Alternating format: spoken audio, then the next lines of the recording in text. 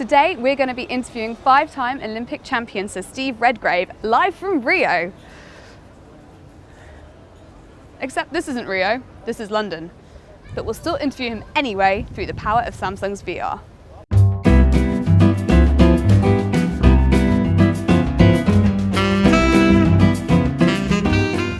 Today we hosted one of the first live VR press conferences. So Sir Steve Redgrave was sat in Rio in British House, and you guys were sat here in London, being able to interact and ask questions with Sir Steve Redgrave in full 360. So there's a 360 camera, a Galaxy VR headset, and you're able to ask questions and interact with him. That's the first time it's ever been done.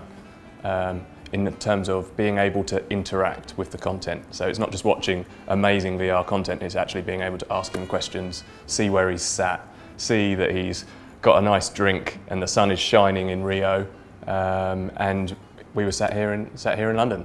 It's a bit weird of looking at the camera there, seeing other cameras going in different directions, and then looking over my shoulder and seeing you lot sitting around the table of staring into your goggles.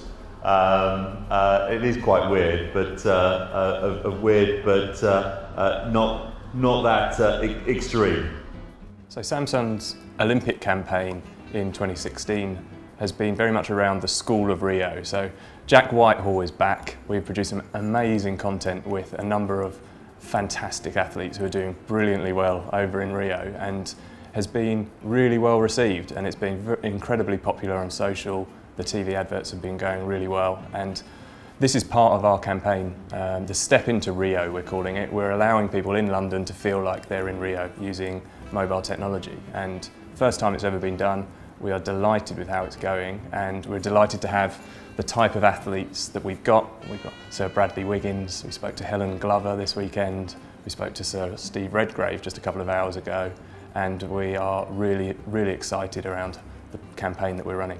So we've just conducted the live interview, and while there were some teething problems with audio and visual, this kind of technology will clearly be instrumental to the future of broadcasting.